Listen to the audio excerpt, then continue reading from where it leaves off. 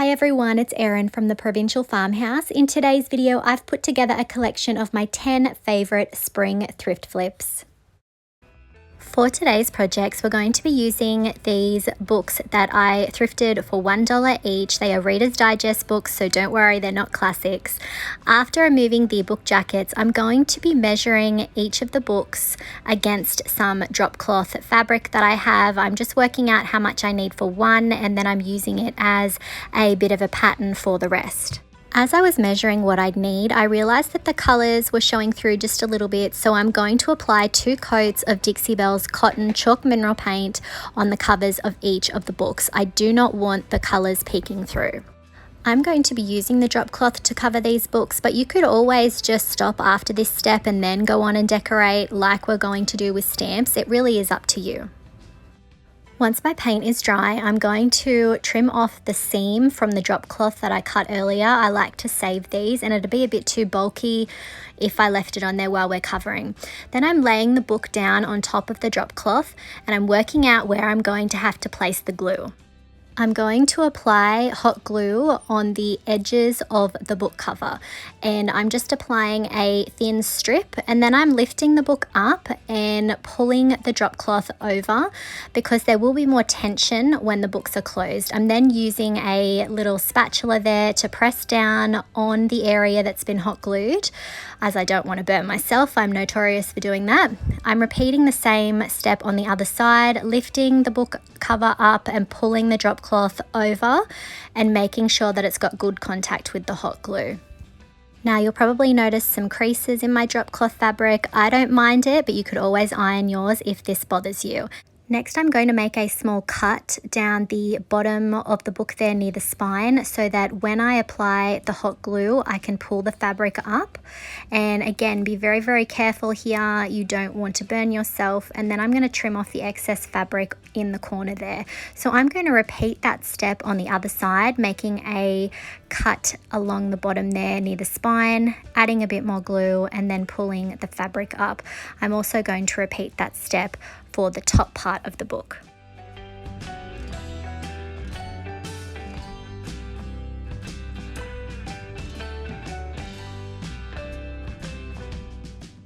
I did have quite a bit of excess drop cloth there, so I am going to trim it before the next step. I definitely recommend using fabric scissors if you have them. I was just using my everyday scissors and it definitely didn't create a super tidy look, but I'm not after tidy here. I do want these to look vintage and worn, but if you want yours to look a bit more refined, I definitely recommend using some fabric scissors. I'm not going to be gluing my books closed or gluing my books together because I want to be able to still read these or have people be able to read these if they want. So you could actually probably do this with books that you've already got at home.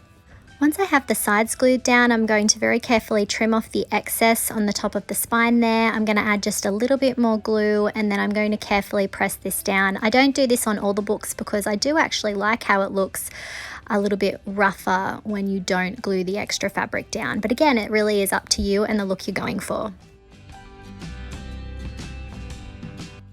So once I have my first set of 3 books organized, I'm going to stack them on top of each other. I'm going to make sure that I'm happy with the arrangement. These are all pretty close to the same size.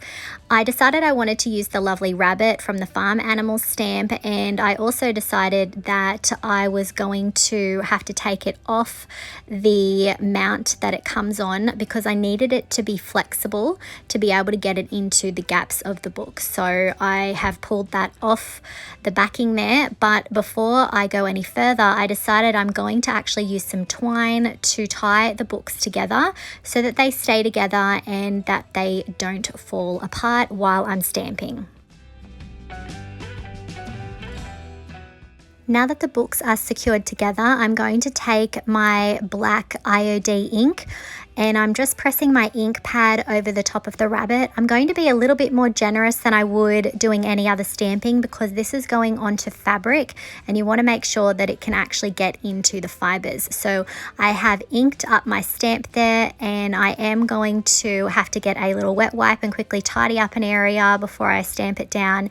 Then I'm going to turn it over and hover it. I haven't touched the book stack yet.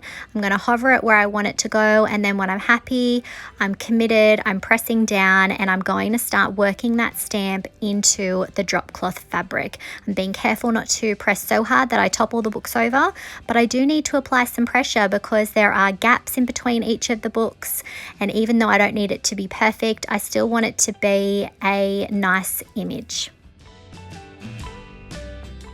So I'm applying pressure with my fingers and working around the stamp and just checking and lifting it up gently to make sure that I've made good contact with as much of the stamp as possible.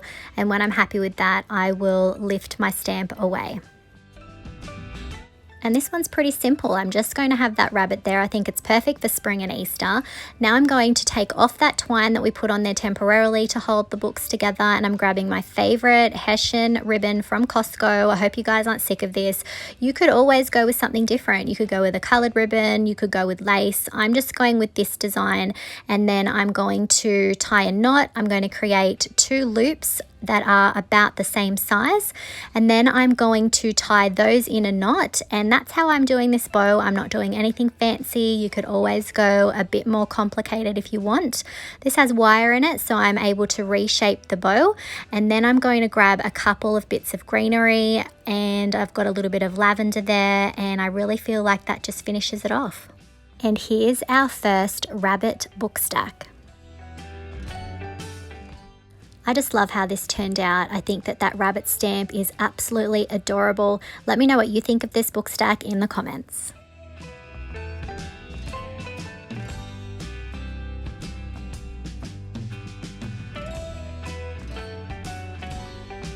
Our last project is this little wooden caddy, again found at the thrift store for a few dollars. I always pick these up if I can. Wasn't sure I liked the love heart, but I'm just trying to ignore that because there's not much I can do. I am removing that little wooden heart from the front, and then after cleaning, I'm going to give the caddy 2 coats of Dixie Belle's Cashmere limited edition fall color. This is a really, really beautiful antique sort of style cream. It's lovely and bright. This caddy had a lot of small compartments that were a bit tricky to get into, so I did swap between a small artist brush and my normal paintbrush.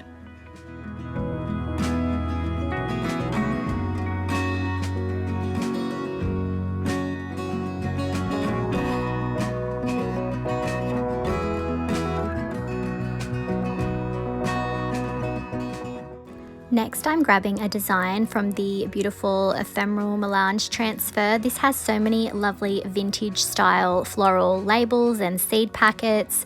I decided on this design here and that I was actually going to cut it in half. That's the beauty of these transfers, is you can cut them up and arrange them how you like. So I'm just trimming it to make sure that I'm going to have enough design for one side, and then I am cutting out the excess transfer there. I just want it to go in really close near the petals and the leaves, and that will be my other design for the other side. So I'm peeling off the white backing, and then I'm using the transfer stick to rub and burnish the design down. Now I haven't sealed my paint, but I'm not having any trouble with the design coming off or adhering.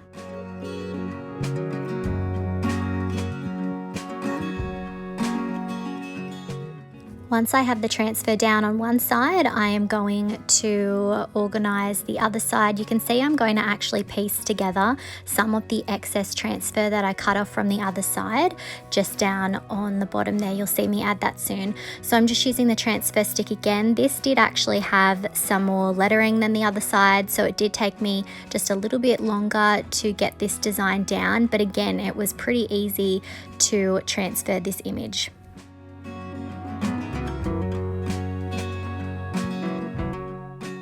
To balance the design a little bit more on the left there, I'm using some of my offcuts that I cut from the other side, and I'm just going to layer them there again just to sort of even out the sides. So I definitely recommend that you keep all of your offcuts and trimmings of your transfers and decoupage paper, because you never know when they're going to come in handy. Next, I'm going to use some medium grit sandpaper to distress the edges of the caddy. I'm then going to use the Crackle stamp from the Vintage Textures stamp, and I've just brushed on some Tobacco Road Voodoo gel stain, and you can see I'm just sort of pressing it randomly and lightly and heavier in some areas. This looks like wonderfully aged crackled paint, and I thought it went really beautifully with this project, so I'm going to add that over the entire piece just in random spots. You could definitely use IOD's inks for this project if you're going to give it a go. I just decided to do the Voodoo gel stain because I had it on hand and it's a much more subtle look.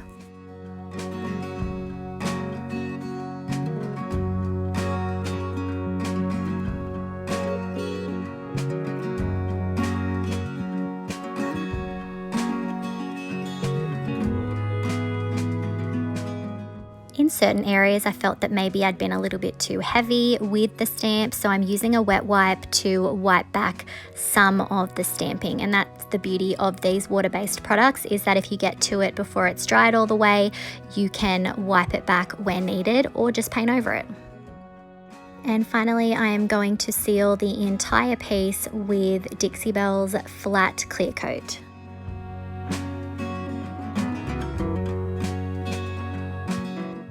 And here's our finished caddy. I could definitely see this being used in the garden to carry around tools or seeds, or even at the center of a dining table for cutlery. It really is quite a versatile piece. Let me know what you think of this project in the comments.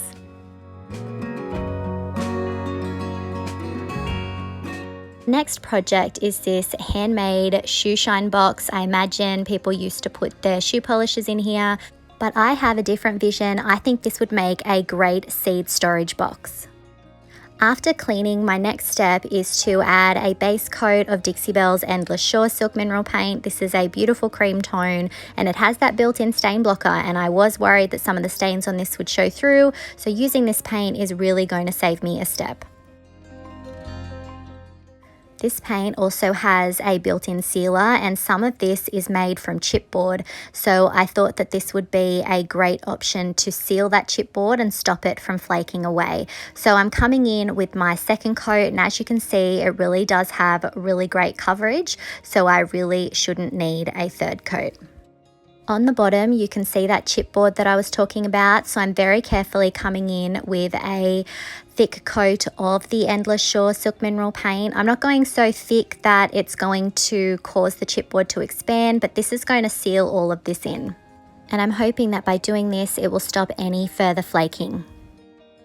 Next, I'm tidying up on the inside where the cream paint needs to go, and then I'm grabbing some Cactus Silk Mineral Paint. This is a really lovely green, and again, there was some pretty nasty stains inside this box that would not come off no matter how hard I scrubbed, but this is going to make sure that they are sealed in, and it now looks lovely and fresh. So I'm going to do 2 coats on the inside here, and then I'm going to touch up any areas with my Endless Shore where maybe I got a little bit of that cactus.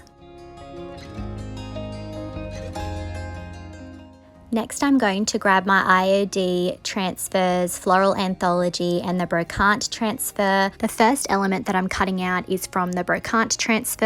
I feel like this typography goes really well with the purpose that I have in mind for this project. I'm then going through the Floral Anthology transfer pad there, and I did grab a few elements out, but ultimately I decided on a larger design. I will, however, be trimming off a couple of the flowers down the bottom. So remember, if you don't have these transfers, you could always use decoupage paper or stamps. It really is up to you. Once I've taken my backing off the floral transfer, I'm going to position it where I want and then press the plastic down. I'm then using the transfer tool that comes in the transfer pack, and I'm rubbing and burnishing the design and lifting the plastic as I go. I'm being careful to make sure that all of the transfer has adhered before I pull the plastic away, and then once I have it all adhered down, I will use the plastic to carefully rub the design again.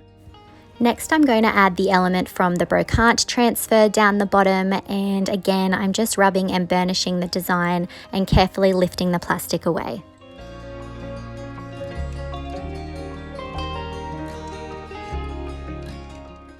I want to give this a bit more of a worn look, so I'm coming in with some medium grit sandpaper and I'm distressing the edges, and I'm also going to lightly distress the transfer again to give it that aged appearance. You don't have to do this, you can always skip this step. I'm then going to grab my vintage textures stamp, and we're going to be using the crackle stamp from that, and I'm going to ink up my stamp with some black ink, and then I'm just randomly pressing it on my little box there.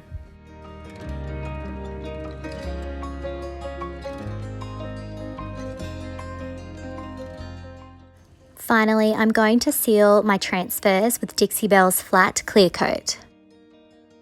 And here's our finished seed storage box. I'm really happy with how this turned out. I think that it is just such a complete transformation, and you don't have to use this for seeds, but I just thought that it would be perfect for that, and that transfer looks so beautiful. They work really well together. The cactus on the inside really transformed something that was looking really worn and tired. Let me know what you think of this project in the comments.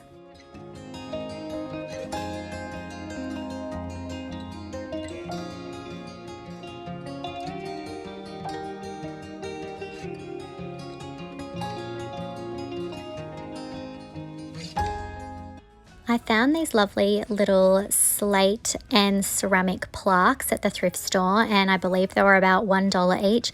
I thought that they were really cute, but I thought the colors really dated them. So after cleaning, I'm giving each one of them 2 coats of Dixie Belle's Drop Cloth Chalk Mineral Paint. Drop Cloth is a lovely antique white, and it's one of my favorite colors to use when I'm going for a French country look. Once my paint is dry, I am applying a coat of Dixie Belle's Gloss Clear Coat. This is going to be important for our next step. Once the clear coat is dry, I'm coming in with one of my favorite products, Dixie Belle's Tobacco Road Voodoo Gel Stain. This is a water-based stain, and if you've been watching my videos for a while, first of all, thank you very much. But this is a wonderful thing that you can use not just to stain wood, but also as a glaze. So I really have been enjoying using this. It's a lovely warm brown, and I use it almost like an antiquing wax. And the gloss is going to allow me to wipe it back wherever I feel that it's too heavy. So I'm applying a generous coat here with an artist brush to get into all of the details, and then I'm going to grab a wet wipe and I'm going to wipe back a lot of it. I really want it to sit in the details of this little plaque, and it's going to give it a bit of dimension. If you're going to give something like this a go, remember you can always skip this step, or if you want to add a bit of interest, you could use a different colored glaze or perhaps even a wax. Remember, this is just an idea that you can use with whatever products you have on hand. So I'm going to repeat the same process for each of these little plaques. I just love how the Tobacco Road stain is sitting in all of the details, especially the rough edges and also the engraved lettering that's there. I thought that when that was really obvious, it was a little bit too much, but having the stain sit in just a few areas has really toned it down and made the florals the focal point.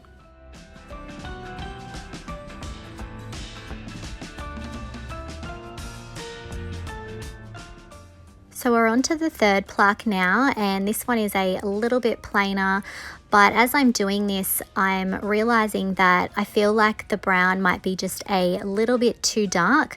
So once I have added this color to the entire thing and then wiped back the excess with a wet wipe, I'm going to let it dry, and then I'm going to be coming in with another one of my new favorite products, and that is Dixie Belle's Whitewash Glaze. This is going to tone down the brown just a little bit, and it's going to give it a bit of a softer aged finish. So remember, you could possibly replicate this with a white wax or perhaps even a watered down chalk paint.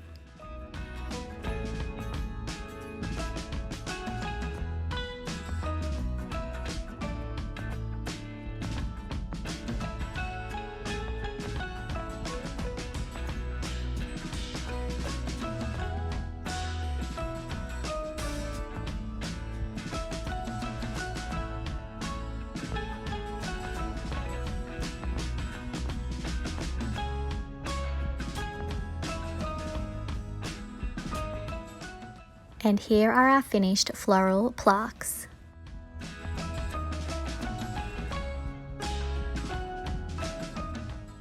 I'm really happy with how these turned out. I think they definitely look more high-end. I think that the color was just dating them, and that adding the drop cloth and then the different stains has definitely taken it to a whole new level. Let me know what you think of these projects in the comments.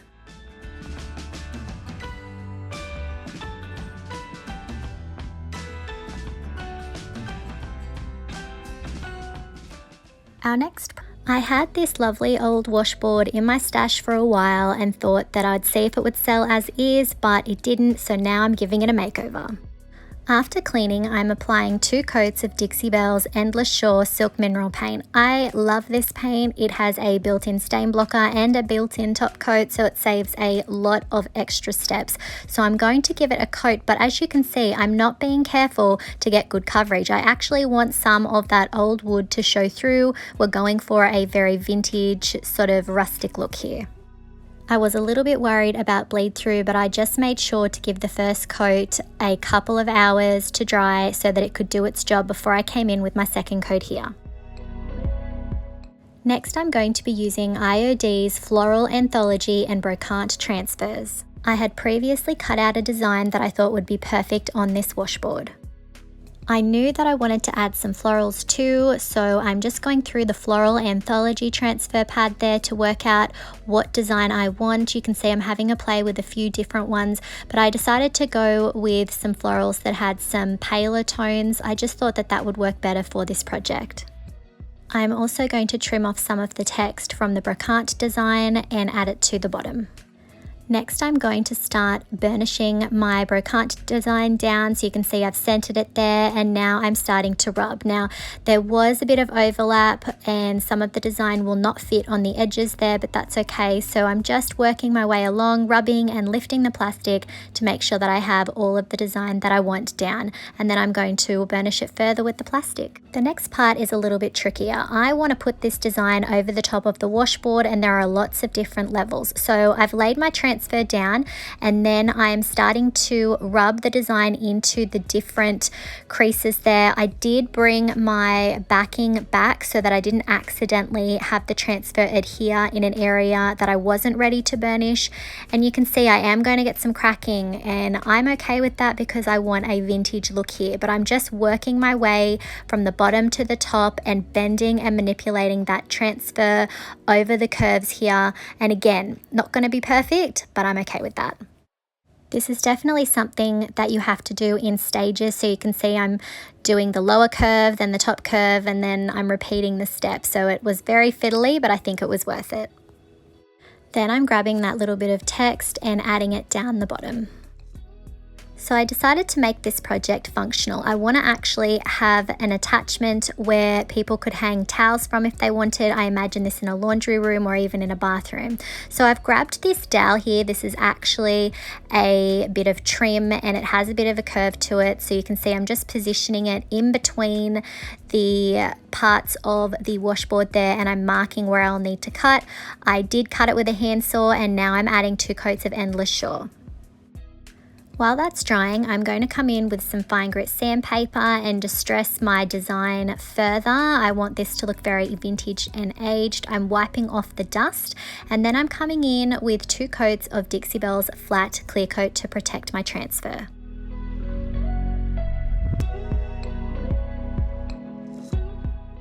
When that's dry, I'm going to attach my little dowel here that's going to act as our towel rail.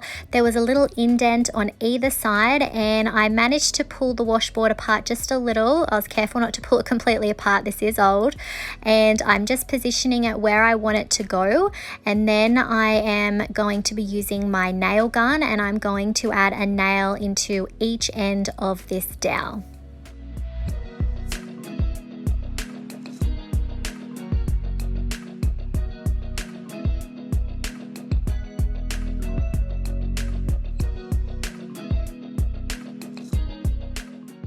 I noticed that when I came to do my second nail that the original nail had come a bit loose on the washboard, so I am going to take a hammer next and I'm going to hammer all that back in and make sure that it's all sturdy again.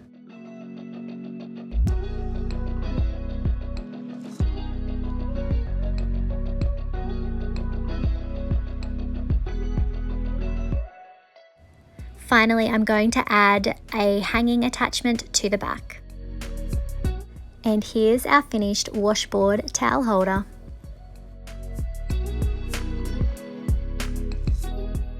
I'm really happy with how this turned out. I think that it's amazing how you can add some paint and some transfers and take something that was looking a bit tired and turn it into something that would look beautiful in anybody's home, and now it's functional as well.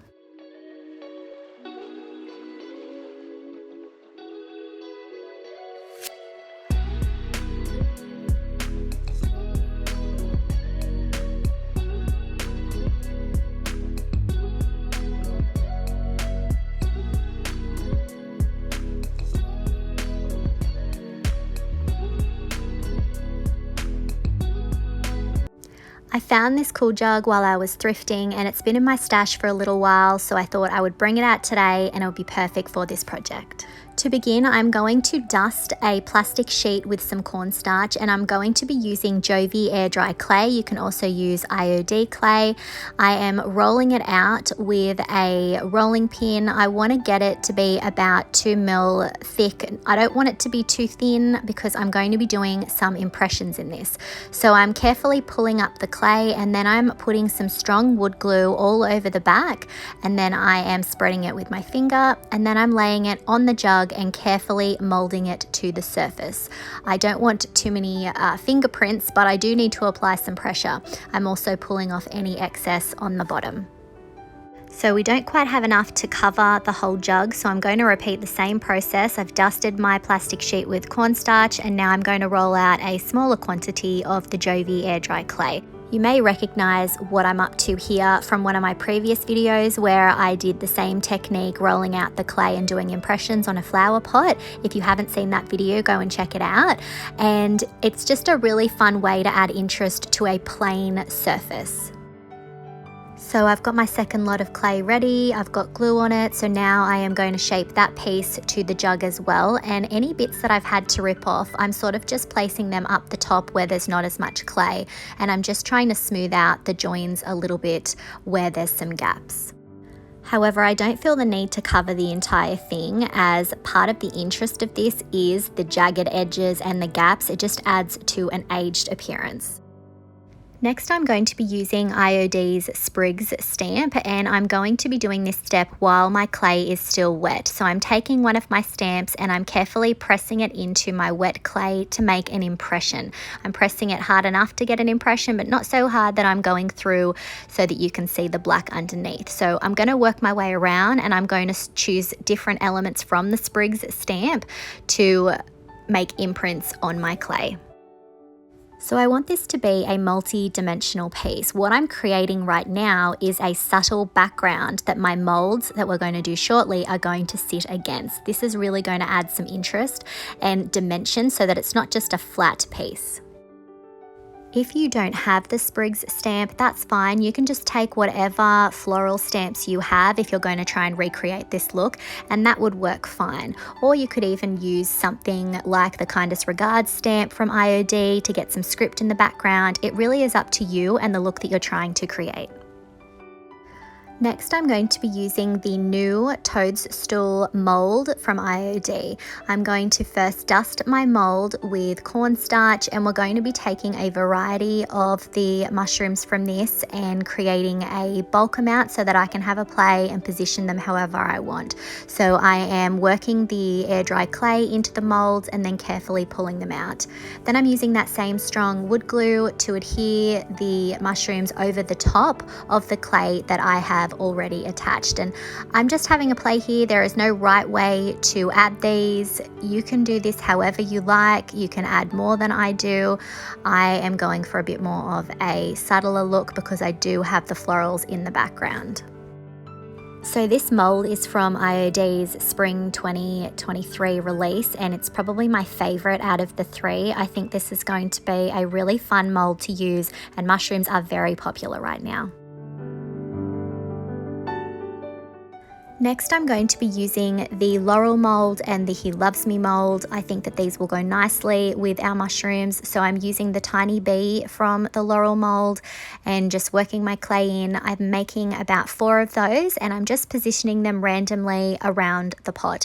Next, I'm using the He Loves Me mold, and I'm just going to make 2 of those little leaves up the top there. So I'm gluing those little leaves on, and then I decided that I would make one of the smaller flowers from there as well. And again, you can position this however you like. I'm then grabbing my Laurel mold again, and I'm going to be using the Laurel that has the more defined leaves, and I'm pulling one of those apart and arranging them down the bottom. If you are lucky enough to have bought the Dewdrop Pond mold, you could definitely use that instead of the other molds that I'm using today. So I let my clay dry for 24 hours, and now I'm coming in with Dixie Belle's Cashmere Limited Edition Fall Color. This is a really beautiful cream tone. It does have a little bit more yellow in it. And even though the black sections are a bit more glossy and shiny, it's okay. This is a chalk paint which sticks to most things, and if we do have some chips, it's just going to add to the overall aged effect of this jug. Once my paint is dry, I'm coming in with Dixie Belle's Gloss Clear Coat, and I'm going to apply it to the entire jug. This is going to seal the paint, but it's also going to be a great surface for our next step.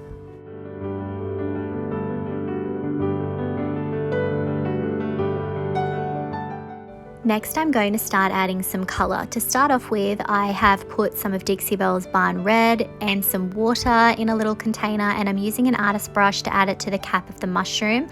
I'm also wiping it back a bit. I did feel like the red was a little bit too bright, so I am going to add some of Dixie Belle's Chocolate Chalk Mineral Paint to it to deepen the tone.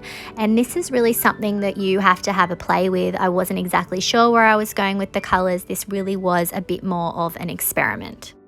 As I was selecting colours, I really was thinking of wildflowers and more earthy tones and a bit more faded looks. I love dried flowers, so that also was a bit of an inspiration there. So you can see I've used the chocolate on some of those other mushrooms, and I'm just thinking, where do those colours naturally appear on the mushroom? So I'm going to work my way around. On these little ones, I did want a little bit more of a red tone here.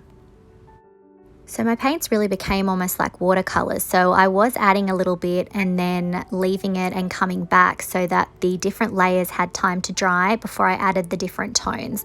But again, this is something that is to your liking. You might want to go with a bit more of a bolder red. I wanted this to be a little bit more subtle. On this one, I did go a little bit bolder with the red, but you'll see I do come in with that chocolate, and I am often wiping back the color to reveal the cashmere tone underneath. I think that this just really creates a bit of a softer look. And because I've sealed my paint, I do have more freedom to wipe back the paint in areas where it's a bit too strong. So that's definitely a tip that I have for you if you're doing details like this, is to seal your paint underneath. You can definitely clean up any little errors with a baby wipe. Next, I'm going to add some color to my florals. This is Morning Sunrise from Dixie Belle's Silk range. I'm just adding it with an artist brush, and again, I have added a little bit of water, and I'm also coming in now with Desert Rose to add a little bit of tonal contrast.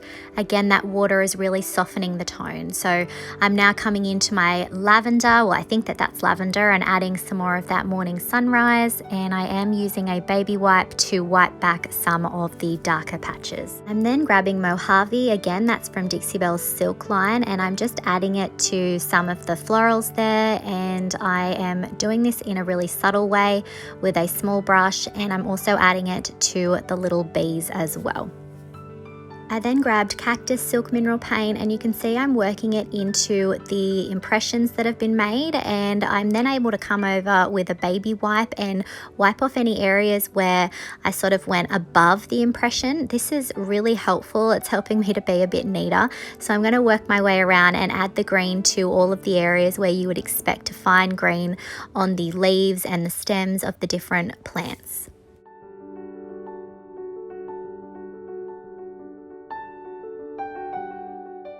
I then grabbed that Mojave silk paint again to add to these florals here, and also to the center of that little daisy as well. And again, I'm going around and tidying it up with a baby wipe in any areas that I feel that I've gone out of the lines or it's just a bit too heavy.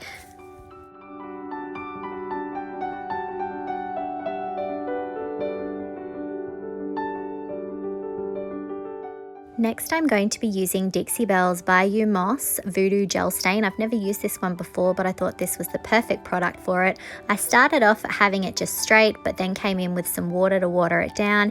And now I'm going to add it to the entire jug. I'm going to apply it, and then I'm wiping off a lot of the excess. I want the darker green to be concentrated a little bit closer down the bottom of the jug. So I'm going to work my way around the entire piece, adding that lovely Bayou Moss. It's such a beautiful green tone, and I thought it went really well with the look that I'm trying to create here.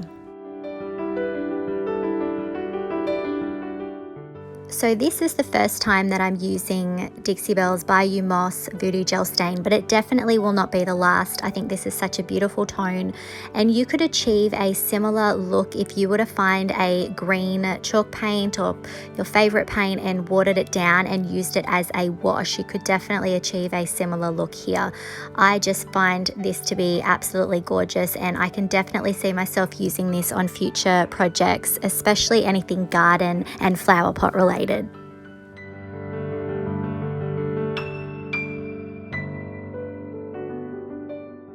Once the Bayou Moss has dried, I'm going to come in with Tobacco Road Voodoo Gel Stain watered down, and I'm going to add a bit more of an antiqued look here.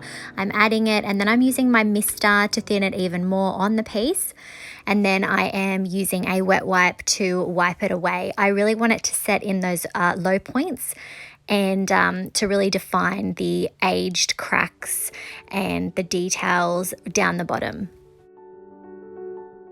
So if you have watched my channel for a while, you know that I love to give things an antiqued and worn look. I just think that it gives it so much more character. But if this look is not for you, remember you can always leave these antiquing steps out.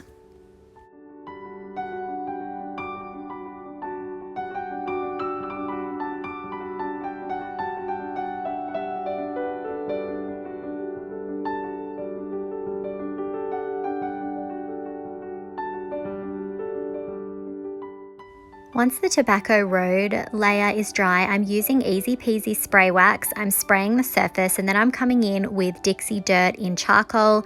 This comes in a powder form, and it's just like it sounds. It's very similar to dirt. It's going to give more of an appearance of age, and I think it goes really well here because we are trying to give a sort of wildflower field, sort of rustic look here.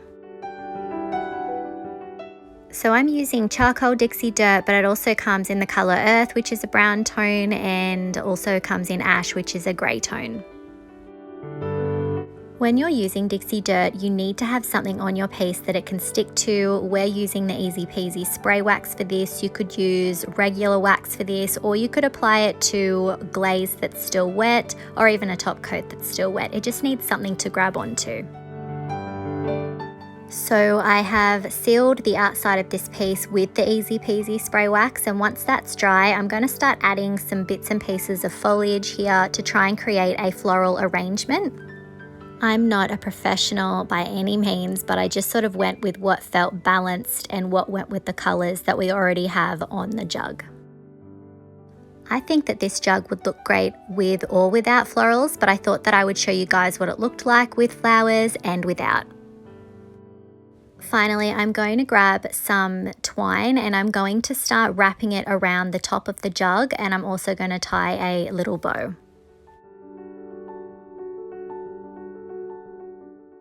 And here's our finished jug. I'm really happy with how this turned out, and I thought I would show you it with flowers, and this is without, so you can see it really could stand alone without the extra florals, and it would look lovely, I think, on any shelf. I think that this just looks lovely with the stamp impressions, and the new Toadstool mold is so cute, and it goes really beautifully with the IOD molds that we already have as well.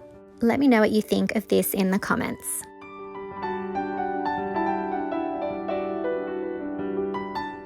If you liked today's video, please give it a thumbs up and share it out to someone that you think might enjoy it.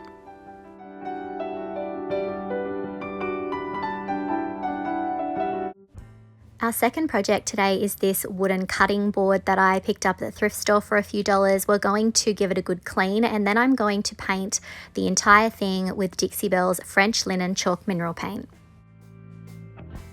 French linen is such a beautiful neutral. It's great to bring in a different color other than the creams I usually go for. I'm then going to be using Jamie Ray Vintage Grain Sack Stripe Stencil. I've positioned it the best I can in the center, and once I'm happy with that, I am going to tape it down, and I am going to have to do this in two parts because the stencil isn't quite long enough. But once I've got it down, I'm going to be using cotton chalk mineral paint. I'm using a JRV stencil brush. As you can see, I'm offloading majority of the paint onto a paper towel before I start stenciling. And again, when I'm using the grain sack stripe stencil, I find it best to just go in one direction along the stripes without lifting my brush up too much. I find that works better than dabbing or swirling. Once I have that first section done, I'm going to very carefully lift up the stencil and reposition it, lining up with my original lines. If you don't have this particular stencil, remember you can always create these lines by using tape down the center. Once my paint is dry, I'm coming in with a fine grit sandpaper and scuffing up my design. We want this to have a French country feel. I'm also using a medium grit sandpaper around the edges to distress further.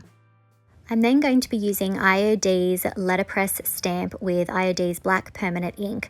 I'm going to position the letters up the top to work out what my spacing is going to look like, and I've realized that I'm going to have to arrange it in a curved sort of a shape. So I did sort of roughly put it out on the board the way I wanted, but the thin mounts have curved designs that you can use as a guide. So I have done this, bit tricky to see, but I am lining up the letters along the curved line so that it's a bit more uniform in shape, and I am going to have to squish the letters up a little bit, but that's okay. And obviously I have left a gap there for the other letter R. Now I'm inking up my stamps, not going too heavy, and then I'm going to tidy up any areas where I got ink that I shouldn't, and then I'm going to very carefully turn over the thin mount and position my stamps where I want them. Once I have it in position, I'm going to carefully press down. I'm then committed. I'm going to use my fingers to gently press and move my fingers over the top of the stamps to get good contact. So I pull the thin mount away and I still need to add my letter R. So I'm going to ink it up, and I was going to try and do it by hand, but I thought, no, let's use that thin mount, let's stick to the curve. So I'm going to put it in place where I want it to go, and then I'm going to remove the other letters so that they do not get in the way. So I've positioned it on the curve just like it would have been, and I'm going to lay it down and put it in place. This thin mount was so helpful in getting a nice design here. I definitely recommend them if you are going to be making signs. Next, I need to spell out the word market. So first of all, I like to line up my letters on the board where I want them to go, and I'm just making sure that they're clean enough that they're not going to put ink where I don't want that to go. So laying it out, and then once I have it in the position that I want it to be in, I have cut up another thin mount, a smaller piece, so it's a bit easier to work with. So I'm going to then use that to attach my stamps. So I've got that pressed down. I'm just going to flip it over and make sure that they are reasonably straight on my line, and then I'm going to come in with some ink and repeat the same process.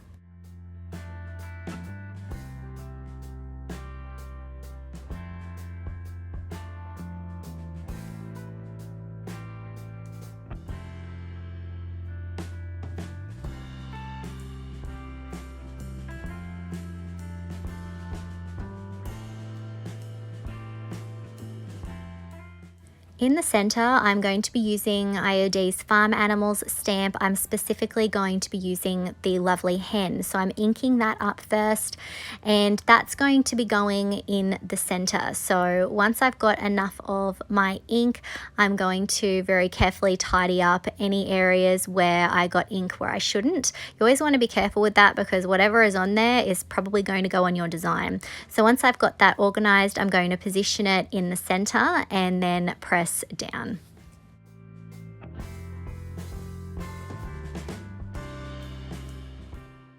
Down the bottom, I'm going to be using the letterpress stamp again, so I'm going to be spelling out the words open daily. So again, I'm laying them out on the board the way that I want them to go, and once I'm happy with that, I'm going to begin first with the word open.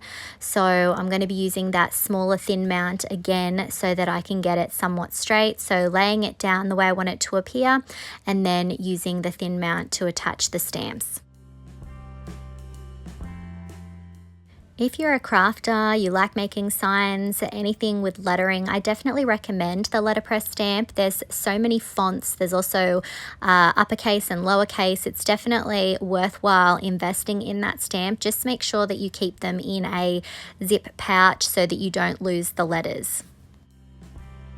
I also recommend that you have some baby wipes nearby so that you can clean off your letters as you go, so that you don't run the risk of losing them in the sink washing them. It's just a really easy way to clean them. Obviously, if you're using paint, it may need a bit of extra soap, but if you're using the IOD inks, just a baby wipe is often enough to get them clean.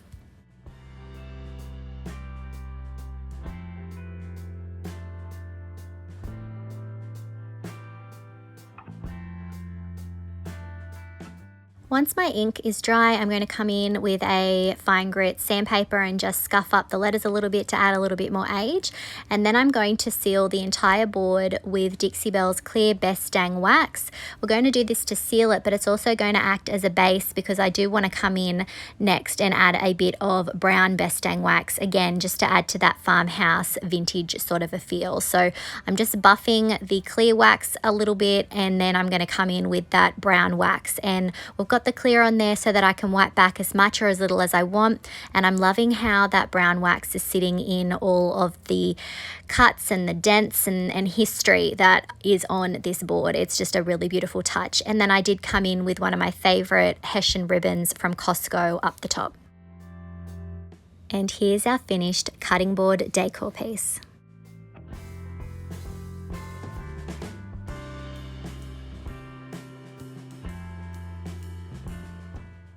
I just love how this turned out. I think it will look absolutely beautiful hanging on a kitchen wall or leaning on a kitchen backsplash. Let me know what you think of this in the comments. Our first toolbox is, as you can see, well used, well loved. I am loving the rusty spots on there, but I wanted a different base. I didn't want it to be red. So I'm going to spray the entire thing inside and out with Rust-Oleum black spray paint. This is going to achieve a few things. This is going to give a great base if I want to distress my paint back, and it's also going to prep the surface perfectly for paint. Once my paint is completely dry, I'm going to be using some of Dixie Belle's Endless Shore Silk Mineral Paint. This has a built-in stain blocker, so I know it's going to block any of the rust bleeding through, and it also has a built-in top coat. So I'm going to give this piece 3 coats of the Endless Shore and then let it dry thoroughly. As you can probably see, I'm not being careful to get full coverage. I don't mind if some of that black peeks through. I'm also going to be leaving the handle black, but painting over any of the other hardware. I'm so excited to be doing these toolbox projects with you guys today. I've seen so many amazing creators do them on Pinterest and YouTube. It's exciting to try it myself. To decorate our first toolbox, I'm going to be using IOD's Traditional Pots Transfer and the Brocante Transfer. This is definitely one of my favorite transfers. I have some lovely florals that I'm yet to use, so I'm going to cut out 2 designs that I am going to use, one on the left side and one on the right side. Once I have my first few designs ready, I'm going to position them where I want them to go. I'm creasing where I'm going to have to cut them because we are splitting the design. I've removed the backing and now I'm rubbing the transfer, using the transfer tool that comes in the pack to rub the design down. You can see I lift the plastic as I go, and then I also further burnish the design with the carrier sheet. Then I'm putting the second part of the transfer up the top, and you can see you can bend these really easily around corners, over curves, and they work beautifully. I just definitely recommend that you take your time and work in sections. I did decide to trim the extra text off the bottom of the second floral that we're attaching. I just felt it was a bit better balanced this way. So I'm just repeating the same steps, rubbing and burnishing the design down and lifting the plastic as I go.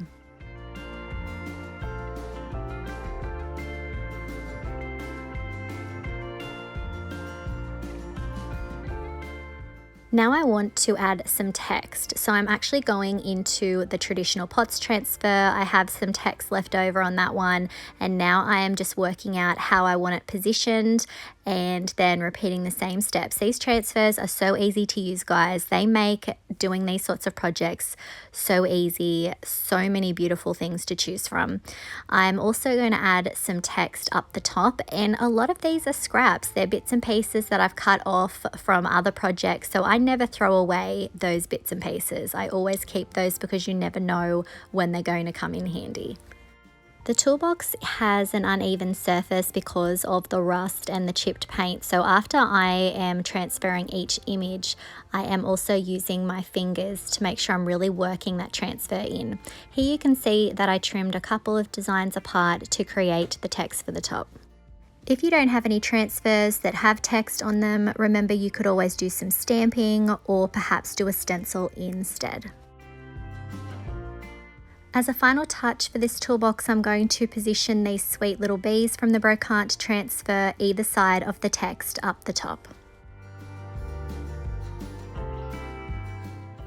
If you wanted to achieve something similar on a toolbox that you have at home, you could always use decoupage paper. If you don't have transfers, you could do stamping and perhaps even paint those stamped images.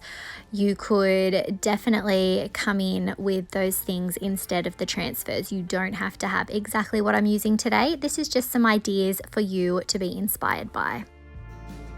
I want to add to the vintage feel, so I'm taking some 220 grit sandpaper and I'm distressing back the paint on the handles, and I'm also going to be lightly distressing the transfers that I've added to the toolbox. I want to be very careful here not to destroy the image. I just want to give it a bit of a distressed look. If this look isn't for you, remember you can just leave this particular step out.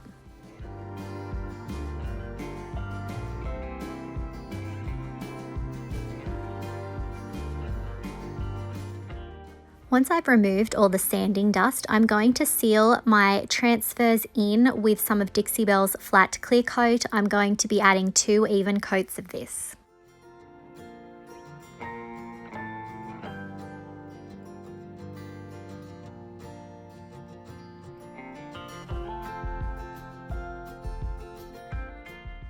And here's our first finished toolbox.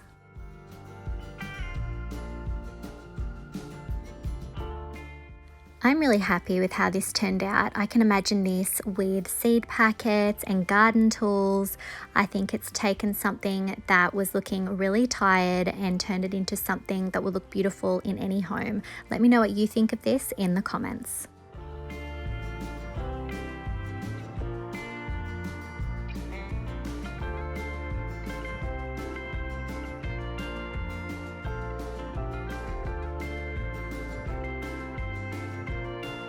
Our next project is this handmade wooden sign that I found at the thrift store. To begin, I'm going to give this 3 coats of Dixie Belle's Endless Shore Silk Mineral Paint. Remember, these paints have a built-in stain blocker, which is perfect for this project because it is wood and it does have a few knots here and there. And really my 3rd coat is just going to be a touch-up just to make sure that I have even coverage. This was a really great find. I could tell that this was handmade and I love anything like that, especially if it's a wood project. So I definitely had to grab it, and Endless Shore is one of my favorite cream tones, so I think they're going really beautifully together. On my 2nd coat, you can really see that it's filling in beautifully. The coverage is wonderful. And on my very light 3rd coat, I am speeding up the process of the drying because I want to create a little bit of texture. I'm then going to be using a design from IOD's Ephemeral Melange transfer.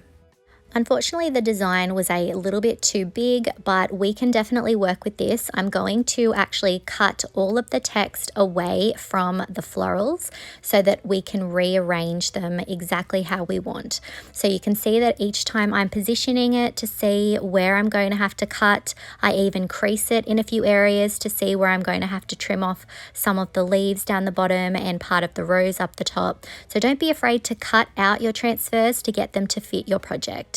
Next, I'm removing the backing sheet and I'm starting to rub and burnish with the transfer tool that comes in with the pack. And you can see I'm also working the transfer into the indents of the wood. I am going to get a bit of cracking and some gaps, but we're going to distress this, so I'm not worried about that. So I'm just working my way along and lifting that carrier sheet as I go, and it's really coming off quite easily. I'm then using my fingers to gently press the transfer further into the gaps and the carrier sheet to rub and burnish further. Now we're going to add our text. I'm adding that illustrated text up in the top corner, and then I'm going to add the word catalogue. I did separate catalogue from some of the other text. So I'm really cutting and organizing this exactly how I want, and I love how you can do that quite easily with IOD transfers. The same with this other text here. You can see I was a bit worried I'd lose some text in the gap there, so I've cut them further apart and I am now rubbing and burnishing them into place. If you don't have access to this transfer, you could always use decoupage paper, perhaps stamps or stencils to get a similar look.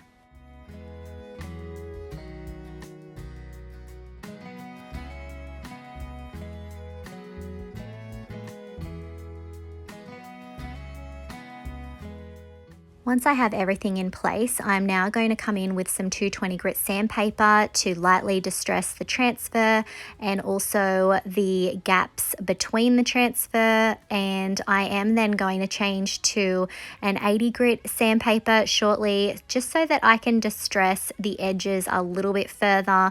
You always want to be very gentle when you're distressing your transfers, just so that you don't accidentally rip them apart, because they are a very, very thin vinyl type material.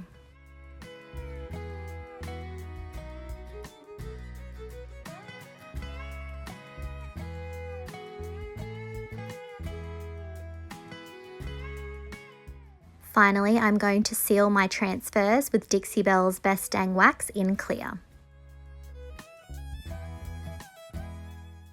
And here's our finished floral sign.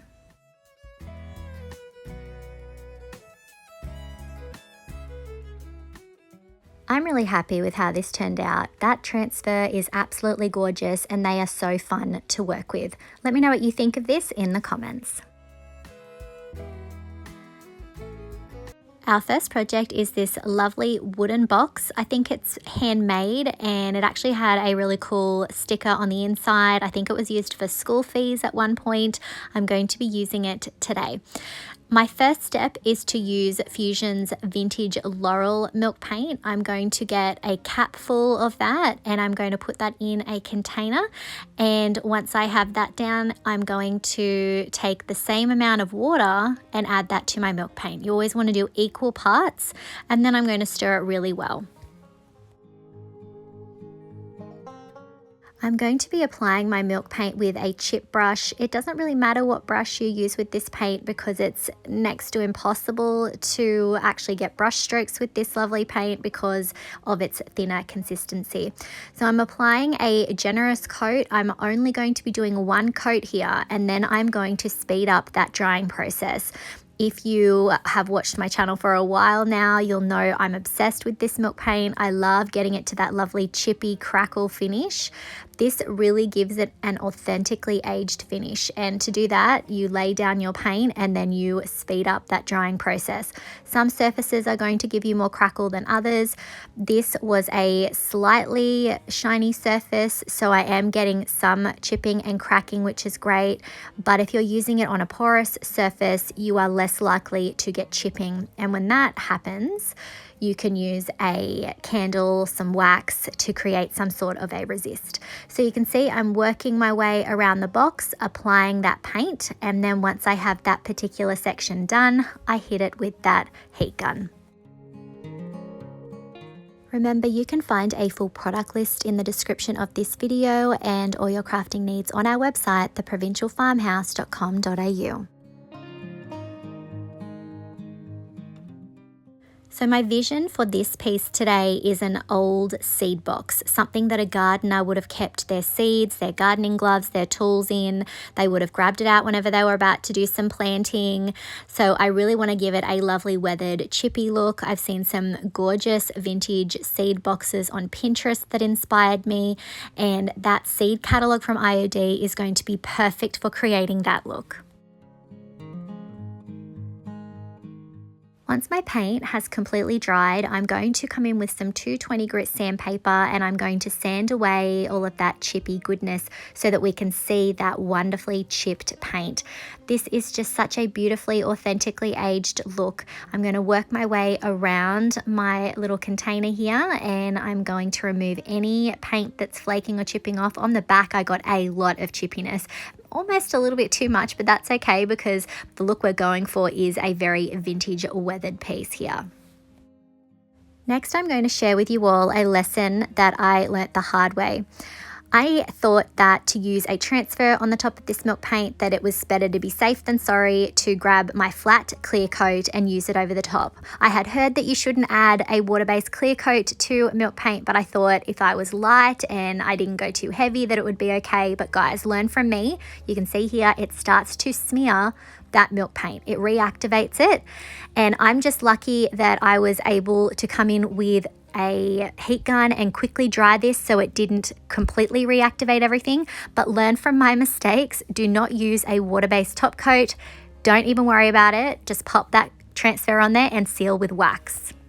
Next, I'm going to be using IOD's new seed catalogue transfer. This is absolutely gorgeous. It's 8 pages of lovely floral, fruit and vegetable designs, lovely vintage labels with each of these illustrations. It is so gorgeous, very similar to Ephemeral Melange, and I think it's going to be just as popular. I've grabbed this lovely design here that's the first one in the pack, and I'm going to put it on the top. A lot of these vintage seed boxes had beautiful old marketing for seeds on it, and I felt like this really fit in with what I was trying to achieve. So I go to lay it down, and here I've decided actually there's a couple of words that I'm going to trim so that I can get them to fit a little bit better. So you can see I'm just going really slowly here, just working out what I need to do. I haven't pressed it down yet, so I was able to pull it back up and do the trimming that I needed. Now that I've got it pressed down, I am using a transfer tool, and you can see here that again, I actually decided let's trim that bottom part off so that it fits a little bit better. So I'm the same as you guys. A project evolves, I make mistakes and I have to go in and fix them, and hopefully you can learn from my mistakes and what I'm learning along the way. So now that I have that all down, I'm going to lift up a corner and I'm going to start rubbing and burnishing that design down. These are so beautiful to work with. I was worried originally that it wasn't going to stick too well to the milk paint, but I shouldn't have been worried. It's going on perfectly, and just go slow so that if you miss a spot, you can go back and fix it. So once I've got that main design down, I'm burnishing it with the carrier sheet, and then I'm going to add the extra text that we cut off down on the front part of my seed box.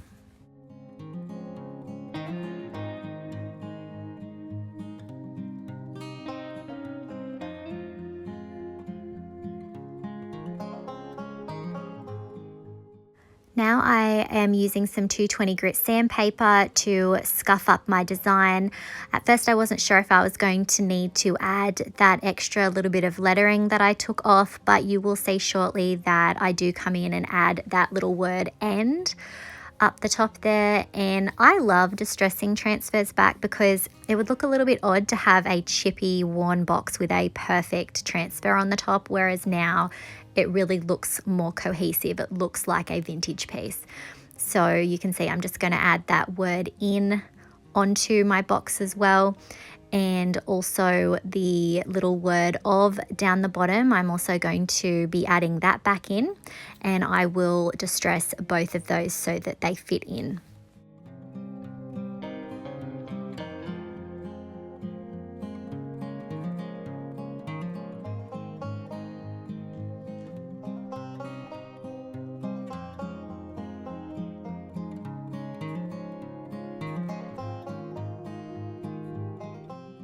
Next, I'm going to be using some more of that vintage Laurel milk paint, and I'm going to paint the inside of my box. I just feel like this will make it a more finished project. I'm only going to do one coat, and you can see I'm not being super careful to get full coverage here. I don't need that. It would look a bit odd to have a perfectly painted piece on the inside with a chippy outside. I'm then going to grab the Ephemeral Melange transfer, and in this transfer it has little seed packets. I'm going to cut out 3 of those, and I'm going to be adding them to the lid inside. This was something else that I noticed on the seed boxes on Pinterest, that they had little seed labels on the inside, like somebody had used the seeds and then just glued them on the inside. And I think this looks really sweet. So I'm going to just repeat the same process, laying down that transfer and then lifting the plastic as I rub to release. So this was straight onto milk paint, and all I did was just make sure that there was no dust or debris, and it stuck perfectly to that milk paint. So don't be stressed when you are wanting to add transfers to milk paint, because you can.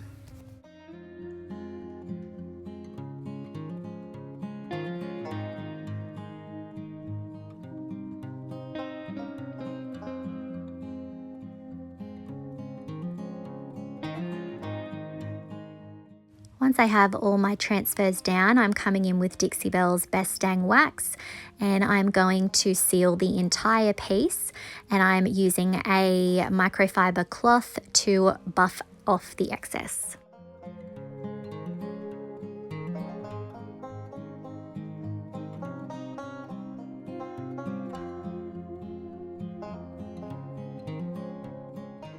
Once I'd finished waxing my project, I decided to add some of Dixie Belle's Dixie Dirt to the piece. I felt like this really fit in perfectly with the look I was trying to achieve, which is that perhaps a gardener had soil on their hands when they were handling the box and going through their seeds. I really like to think of the stories behind pieces when I'm creating them. It really helps guide my vision while I am creating these looks.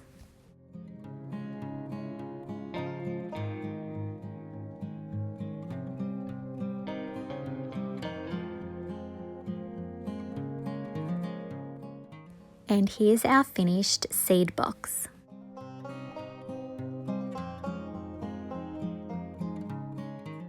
I I am really happy with this project. That new seed catalogue transfer is absolutely gorgeous. It pairs beautifully with the milk paint, and I definitely learnt some lessons here, guys, that I hope that you will learn from as well. Let me know what you think of this in the comments.